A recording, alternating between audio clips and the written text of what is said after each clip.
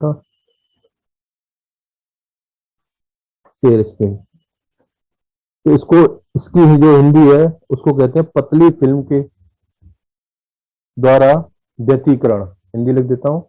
होता क्या है एक्चुअली, आपने ये देखा होगा कि जब आप अपने हाथ धोते थे रिन साबुन या उससे, सर्फ से, तो हाथ में जब दोनों हाथों को एक दूसरे पे वो करते हैं, रब करते हैं, पतली, तो एक फिल्म बनती है कलरफुल। उसमें कलर्स दिखते हैं, डिफरेंट कलर्स। ये जो डिफरेंट कलर्स हैं, ये पॉसिबिलिटीज किसके कारण? इंटरफ्रेंस के कारण, के द्वारा, द्वारा व्यतीकरण। देखो, चित्र है ये, आपको चित्र दिखा रखा है, ये चित्र है। इस चित्र में क्या दिखा रखा है कि एक फिल्म है जिसकी थिकनेस टी है, मतलब इस फिल्म की चौड़ाई टी है। और इसमें क्या कहते हैं, दो मीडियम्स हैं, एक फिल्म वाला मीडियम जो फिल्म के अंदर चौड़ाई टी है, थिकनेस टी है, और दूसरा मीडियम क्या? एयर। एयर। एन वन क्या है? रिफ्रैक्टिव इंडेक्स है, अपवर्तनांक जिसे कहते हैं, वो एयर के लिए वन होता है। इसका अपवर्तनांक, दैट इज, इसका जो अपवर्तनांक है ये है एन टू। तो एन टू बराबर एन माना है इसमें। और दूसरा ये क्या कहते हैं, जो एयर से आपकी रे आएगी, फिल्म में जाएगी, फिर फिल्म से एयर में जाएगी, यानी कि that is refractive index one. Clear? तो होता क्या है इसमें कि चित्र में एक आपकी जो चित्र में दिखाया गया है, एक फिल्म दिखाई गई है जिसकी थिकनेस थी तथा रिफ्रैक्टिव इंडेक्स एन है। ठीक है, एक पतली थिन फिल्म है। वायु से मतलब एयर से आपकी जो लाइट वेव इसमें एंटर करेगी, तो जो फिल्म में दो सतहों के लंबवत है, लगभग लंबवत है, वायु से चलने वाली जो एयर है, तो वो जो इस फिल्म में दो दो सतहें हैं, वो लंबवत हैं। ठीक है। फिल्म की ऊपरी सतह है, यानी कि अपर लेयर, एक ही बात कर रहे हैं, फिल्म की अपर लेयर से रिफ्लेक्ट होने के कारण किरण वन में, रे वन में, दैट इज रे वन, ये रही रे वन में, आपतित किरण के सापेक्ष इसमें जाएगी, ये क्या होगा? रिफ्लेक्ट होगी, ये इसके अंदर जाएगी, स्नेल लॉ के, और फिर वापस जाएगी। मतलब medium one that is enter into the medium two. अगर मैं इसमें बीच में परपेंडिकुलर खींच के दिखाऊं तो डेविएटेड टूवर्ड द मीडियम। ठीक है। तो ये क्या करेगी, एक इसमें जब ये किरण वन में आपतित किरण के सापेक्ष 180 डिग्री का फेस चेंज हो जाएगा। 180 डिग्री का फेस चेंज हो जाएगा, फेस परिवर्तन हो जाएगा। तथा जो रे दो है, रे दो, इसकी दूसरी लेयर से, इसकी दूसरी लेयर से, निचली सतह से परावर्तित होकर, रिफ्लेक्ट होकर, ठीक है, दोबारा एयर में आएगी, तो इसमें कोई फेस परिवर्तन नहीं होगा। तो हम ये देखेंगे कि वन और टू के अंदर 180 डिग्री का फेस चेंज होता है। कलांतर क्या होता है? फेस पर 180 डिग्री का कलांतर होता है। इनके बीच का पथांतर क्या होगा? लेमडा बाई टू के, जो कि path path difference lambda by two के बराबर होता है। रे टू फिल्म में अंदर चलने के पश्चात, रे टू ये रही फिल्म में अंदर चलने, ये रही फिल्म में अंदर चल रही है, अंदर चलने के पश्चात वायु में चलती है, अंदर चली, अंदर चलने के पश्चात वायु में चलती है। ठीक है। जबकि रे वन पूरा पथ वायु में तय करती है। दिस इज रे वन है, यहां से आई, यहां टकरा गई, यहां से रिफ्लेक्ट हो गई। और ये क्या है? रे टू पूरा इतना लंबा पाथ तय करेगी, और ये इतना कम पाथ तय कर रही है, पूरा पाथ वायु में तय करती है। इस कारण दोनों, दोनों ये है आपकी रे वन और रे टू के बीच। इस कारण रे वन और रे टू के बीच जो नेट पथांतर होगा, 2 एन टी होगा, 2 एन टी होगा, जो रे वन और रे टू के बाद जो नेट पथांतर होगा 2nt होगा। तो जो नेट पथांतर आएगा, नेट पीडी पार्ट डिफरेंस आएगा 2nt plus minus lambda by two. Clear? 2nt plus minus lambda by two. तो that is 2nt plus minus lambda by two plus minus 2n lambda by two. दोनों को बराबर रख दो, n बराबर 1 2 3 for constructive. अगर हमारा कंस्ट्रक्टिव इंटरफ्रेंस है तो ये क्या है, 2n लैम्डा बाई टू दिखाएगा आपका। तो ये कंस्ट्रक्टिव इंटरफ्रेंस को शो करता है, जो ये है आपका कंस्ट्रक्टिव मतलब संपोषी व्यतिकरण को प्रदर्शित करता है। अब क्या है, संपोषी हो गया विनाशी। विनाशी के लिए क्या होता है, 2n-1 लैम्डा बाई टू। तो इसकी जो वैल्यू हमने ये जो लिखा है इस कंस्ट्रक्टिव के लिए, अब क्या करेंगे, इसको जो पार्ट डिफरेंस कितना था डिस्ट्रक्टिव का लिखेंगे 2n-1 लैम्डा बाई टू। तो ये क्या होगा, 2nt is equal to plus minus 2n lambda by to. Solve करके आएगा इक्वेशन 2, n बराबर 0 1 2 रखने पर। तो जो हमें क्या कहते हैं इंटरफ्रेंस मिलेगा, जो शो करेगा ये इंटरफ्रेंस, ये डिस्ट्रक्टिव इंटरफ्रेंस शो करेगा। तो इक्वेशन 1 2 3 शो डेट दिखाती है कि medium are the same in both of the film. इस फिल्म में जो है हमारा मीडियम सेम है, जो ये दिखाती है कि मीडियम आर द सेम, या जो प्रमाणित करती है कि फिल्म के दोनों ओर के माध्यम समान होते हैं। क्लियर? तो ये क्या था, ये आपको थिन फिल्म दिखाई थी मैंने, थिन फिल्म के through interference. Clear? That is this. तो देखो सर हिंदी में अगला जो टॉपिक है वो है Fresnel by prism. Fresnel by prism, तो फ्रेजनल साइंटिस्ट का नाम है। बाई प्रिज्म एक प्रिज्म है, दो प्रिज्मों को जोड़कर बनाया हुआ एक मटेरियल का। कनाडा बेल्सम एक वो होता है आपका एडेसिव मान लो एक तरीके का इन प्रिज्म को ज्वाइंट करने के लिए। ठीक है, तो अभी देखते हैं, इसके बाद एनिमेटेड देखेंगे। देखो इसको Fresnel by prism, Hindi English दोनों इस तरीके से इसका जो लिखा है वो देखो। एस क्या है समझो। फ्रेजनल एक साइंटिस्ट का नाम था जिसने बाइप्रिज्म मेथड के थ्रू इंटरफ्रेंस एक्सप्लेन किया था। इंटरफ्रेंस के लिए पहली कंडीशन क्या है, मोनोक्रोमेटिक लाइट सोर्स होना चाहिए। जितनी भी लाइट बीम्स उससे निकलनी है, माइक ऑफ करो अपने, जितनी भी लाइट बीम उससे निकलनी है मोनोक्रोमेटिक लाइट सोर्स से वो कोरेंट होनी चाहिए। कोहेरेंसी की कंडीशन का मतलब है सेम एम्पलीट्यूड, सेम फेज और कांस्टेंट फेज डिफरेंस।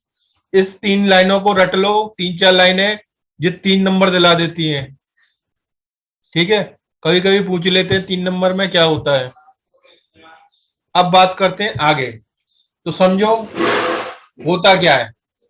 दो प्रिज्म, ये प्रिज्म है ए बी, यहां दिखाया नहीं है पॉइंट, दो प्रिज्म।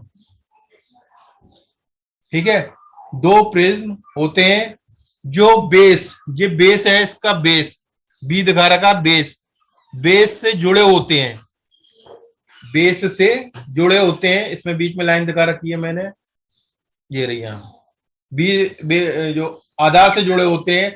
और इनके बीच का इनमें जो प्रिज्म का है, प्रिज्म का अपवर्तन कोण, रिफ्रैक्शन एंगल ऑफ रिफ्रैक्शन का मान आधा डिग्री या 30 मिनट होता है, आधा डिग्री या 30 मिनट्स होता है। तो देखो चित्र में एस क्या है, एक मोनोक्रोमेटिक लाइट सोर्स है। इस लाइट सोर्स के आगे, जब लाइट सोर्स है तो लाइट बीम्स निकलेंगी इससे, इसके आगे क्या किया मैंने, प्रिज्म लगा दिया। प्रिज्म एबीसी, मतलब एबीसी एक प्रिज्म रख दिया। प्रिज्म को इस प्रकार रखते हैं कि जो लाइट सोर्स है उसका जो जॉइंट वाला पोर्शन है बीसी, उस लाइट सोर्स के सेंटर पर रहे, बीच में रहे।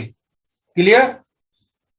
पी के एक स्क्रीन है, प्रिज्म, प्रिज्म ये प्रिज्म, और पर्दा स्क्रीन के बीच की दूरी small b, source light source और प्रिज्म के बीच की दूरी स्मॉल ए, प्रकाश स्रोत लाइट सोर्स और पर्दे के बीच की दूरी डी है। क्लियर। अब जब ये इस आपका लाइट सोर्स है, इस लाइट सोर्स से क्या निकलेंगी, लाइट वेव्स निकलेंगी। जब ये लाइट वेव्स निकलेंगी तो ये क्या करेंगी, आपके प्रिज्म पर आपतित होंगी, प्रिज्म पर आएंगी या गिरेंगी, इंसिडेंट होंगी। ठीक है। तो ये जो लाइट सोर्स है ए बी, मतलब प्रिज्म के अपर भाग और लोअर भाग दोनों पर आपतित होंगी। अब लोअर भाग अपर भाग दोनों पर आपतित होंगी या गिरती हैं ए बी और बी सी पर, तो प्रिज्म के आधे भाग का अपवर्तन, प्रिज्म के आधे भाग का अपवर्तन मतलब ऊपर का भाग भी अपवर्तन करता है, नीचे का भाग भी अपवर्तन करता है। किससे होता है, एबी से। और शेष आधा भाग कौन सा करता है, बीसी। शेष आधा भाग कौन सा अपवर्तन करता है, बीसी। ठीक है। अब क्या करेंगे, ये रिफ्लेक्ट करेंगे आगे। इनको हमने पीछे बढ़ाया, पीछे इसको लाइन से बढ़ाया, इसको बढ़ाया, तो ये दो क्या है, एक बननी है लाइट सोर्स, मतलब पिन होल की तरह काम करेंगे, लाइट सोर्स की तरह काम करेंगे S1 और S2। आगे बढ़ाते हैं तो ये इमेजनरी इसका जो S1 S2 बन जाते हैं, जो कि कोरेंट सोर्स होते हैं। कौन से होते हैं, कोरेंट सोर्स होते हैं। क्लियर, कोरेंट सोर्स होते हैं। अब क्या है, कोरेंट सोर्स होते हैं। आगे देखो,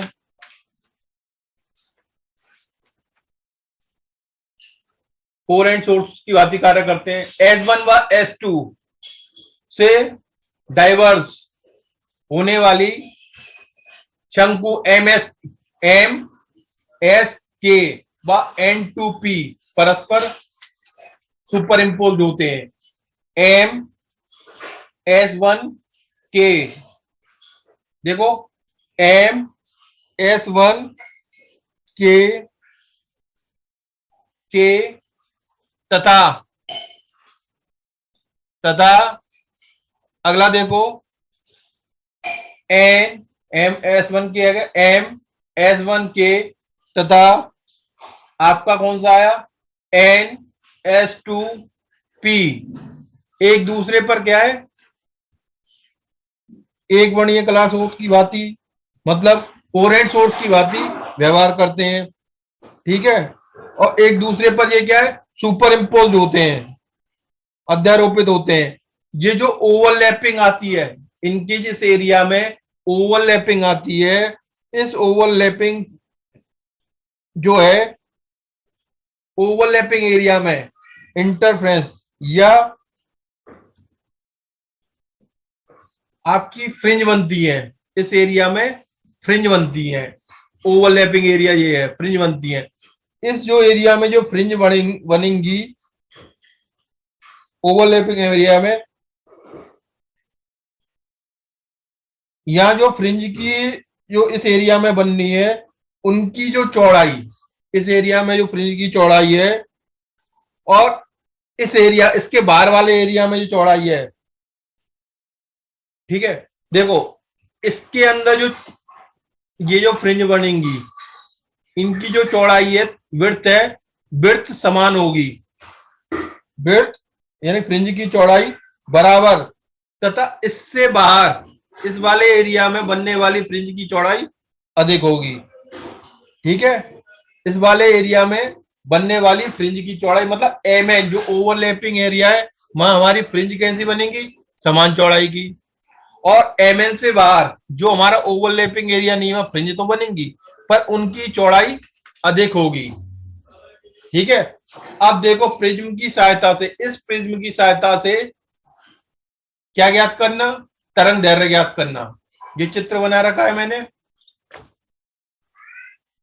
लेट डेल्टा, ये डेल्टा का साइन है, delta with the angle of deviation. चित्र से ही दिखाता हूं आपको, लेट माना जी डेल्टा क्या है, डेल्टा वो है एंगल ऑफ डेविएशन, ये रहा एंगल ऑफ डेविएशन का मतलब विचलन कोण। एल्फा, एल्फा आपका क्या है, प्रिज्म का एंगल, ये जो है प्रिज्म का एंगल है। म्यू क्या है, रिफ्रैक्टिव इंडेक्स है। तो विचलन कोण का मान क्या होगा, delta is equal to alpha mu minus 1। तो जो डेल्टा क्या आएगा, delta is equal to alpha, this is mu, mu minus 1। ये फॉर्मूला होता है डेविएशन के लिए। ए क्या है बताया था मैंने, स्लिट और बाई प्रिज्म के बीच की दूरी, ठीक है। तो जो है हमारा फ्रॉम फिगर, चित्र से हम देखेंगे कि dy2 आधे में लेंगे, यानी कि ए एस और इसके लिए लेंगे, तो dy2 is equal to a tan delta. यदि डेल्टा का मान 1 से बहुत कम है तो नेग्लेक्ट हो जाएगा, तो that is dy2 is equal to a delta, ठीक है। तो dy2 is equal to a delta, तो d इज इक्वल टू आएगा 2a alpha mu minus 1, 2a alpha mu minus 1, क्योंकि डेल्टा बराबर क्या है, डेल्टा इज इक्वल टू ये जो है आपका a alpha, sorry delta is equal to alpha mu minus 1। Delta ये जो वैल्यू है, ये डेल्टा की वैल्यू होगी, delta is equal to alpha mu minus 1। इसी प्रकार d इज इक्वल टू आएगा 2a एल्फा म्यू माइनस 1। पर्दे से प्रिज्म के बीच की दूरी कितनी है, b। तो सोर्स से मतलब light, monochromatic light source S से पर्दे के बीच की दूरी कितनी हो जाएगी, a प्लस बी। एस से पर्दे के बीच की दूरी कितनी हो जाएगी, a प्लस बी। हम जानते हैं कि फ्रिंज की चौड़ाई का फॉर्मूला क्या होता है, W बराबर डी लैम्डा अपॉन डी। तो लैम्डा बराबर क्या होगा, डब्ल्यू डी अपॉन डी। तो W इंटू 2a, डी की वैल्यू रख दो यहां से, अपॉन a प्लस बी। तो लैम्डा बराबर क्या आएगा, W into 2a alpha mu minus 1 upon a plus b. ये आपकी वेवलेंथ निकालने का फॉर्मूला है फ्रेस्नेल बाई प्रिज्म के थ्रू। क्लियर। अब देखते हैं एक फॉर्मूला, एक न्यूमेरिकल देखते हैं। न्यूमेरिकल ये कहता है कि 1 mm दूरी पर स्थित दो समांतर पतली झिर्रियां, 2 स्लिट्स हैं, जिनके बीच की दूरी, यानी कि ये स्लिट्स मान लो S1 S2, इनके बीच की दूरी 1 mm है। एक वर्णीय प्रकाश स्रोत से प्रकाशित की जाती है, ये S है। तो यहां से जो लाइट जा रही है एक वर्णीय जा रही है, 100 सेंटीमीटर की दूरी पर स्थित। यहां से पर्दे की दूरी 100 सेंटीमीटर है। पर्दे की दूरी कितनी है, 100 सेंटीमीटर पर स्थित। तो पर्दे की दूरी स्लिट से नहीं है, पर्दे की दूरी आपकी कहां से, लाइट सोर्स से 100 सेंटीमीटर दूरी पर स्थित पर्दे की फ्रिंज प्राप्त होती है, जिनके मध्य की दूरी, जिनके मध्य की दूरी मतलब फ्रिंज जो है जो प्राप्त हो रही है उसके मध्य की दूरी क्या होगी, फ्रिंज की चौड़ाई 0.5 mm है। तो वेवलेंथ याद करो, तरंग दैर्घ्य ज्ञात करो। सॉल्यूशन, आप जानते हो तरंग दैर्घ्य का फॉर्मूला क्या होता है, W into D upon D. Clear. अब देखो हमारे पास क्या है, W है, D है, D है। W कितना है, 0.5 mm। तो 0.5 mm को मीटर में बदलते हैं, तो 0.5 इंटू 10⁻³ मीटर, एक हो गया। दूसरा क्या है मेरे पास आपका D 100 सेंटीमीटर, तो ये हो गया 1 मीटर। तीसरा क्या है स्मॉल d 1 mm, 1 mm बराबर होगा 1 इंटू 10⁻³ मीटर। वैल्यू रख दो 0.5 इंटू 10⁻³ इंटू 10⁻³ अपॉन डी 1। तो डेट इज सॉल्व आएगा, lambda is equal to 0.5 into 10⁻⁶ metre. तो लैम्डा इज इक्वल टू ये आएगा 5 इंटू 10⁻⁻7 मीटर। तो लैम्डा इज इक्वल टू आएगा 5000 angstrom. 1 angstrom is equal to 10⁻10 metre होता है। कितना होता है एक एंगस्ट्रम में? 10 मीटर होता है। 10 मीटर। ठीक है। अब इसी का ग्राफिक्स देखते हैं, एनिमेटेड देखते हैं इसी का एनिमेशन देखते हैं इसका। अब बच्चे कम कैसे हैं भाई?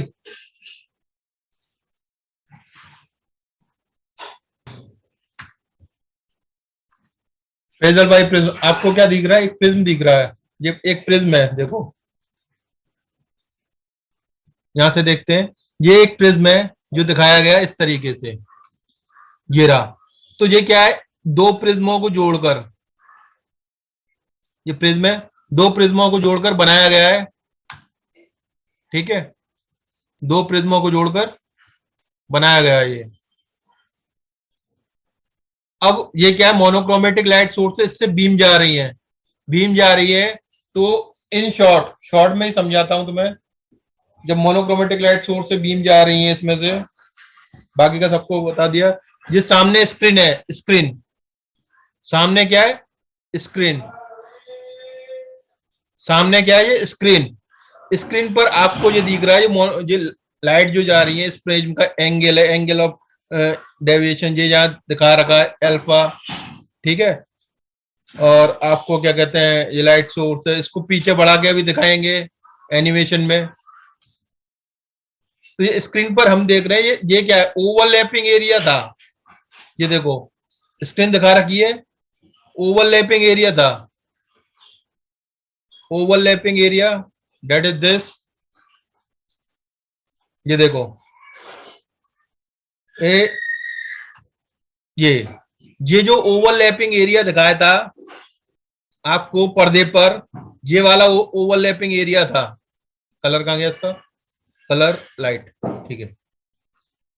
ये जो ओवरलैपिंग एरिया था, यहाँ जो यहाँ जो फिल्म वो बनी, फ्रिंज जो बनी, उनकी जो चौड़ाई थी वो समान थी। और इससे ऊपर वाले एरिया में, इसमें इससे जो ऊपर वाले एरिया में जो फ्रिंज हमको जो मिली, फ्रिंज मिली, उनकी जो चौड़ाई थी वो अधिक थी।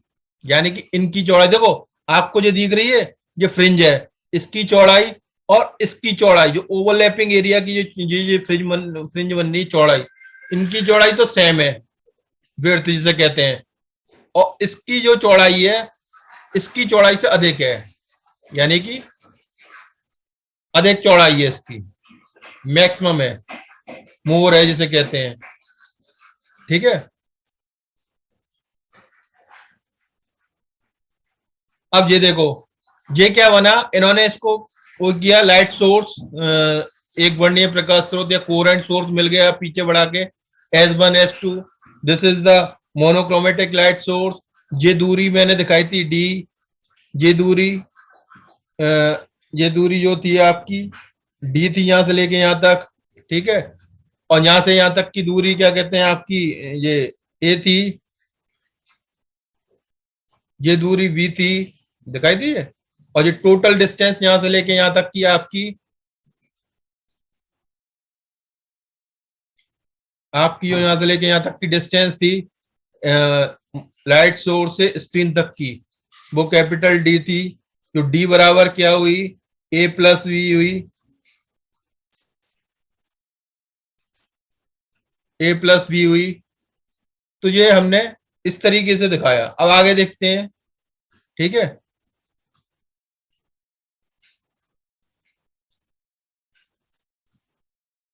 आगे देखो मैंने क्या कहा था, जो ओवरलैपिंग एरिया है, ये ओवरलैपिंग एरिया जो दिखा रहा है, इसमें जो ये फ्रिंज बन रही है इनकी चौड़ाई सबकी समान है। बी और सी के बीच जो फ्रिंज बन रही है, इनकी जो विड्थ है वो समान दिखाई जा रही है ओवरलैपिंग एरिया में। आगे देखते हैं इसे।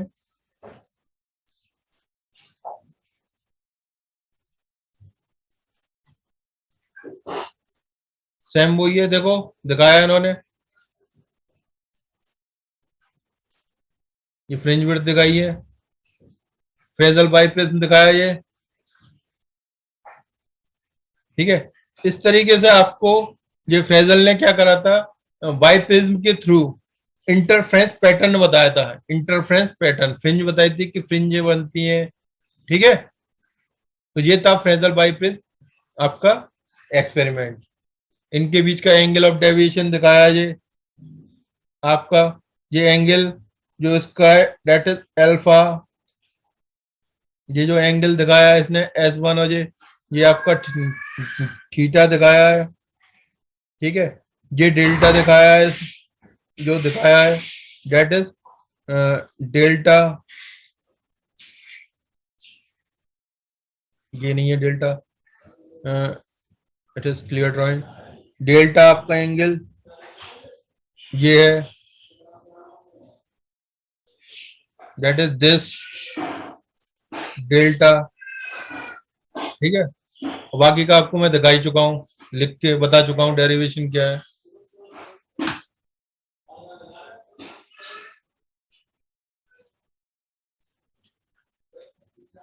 अटेंडेंस ले लेते हैं।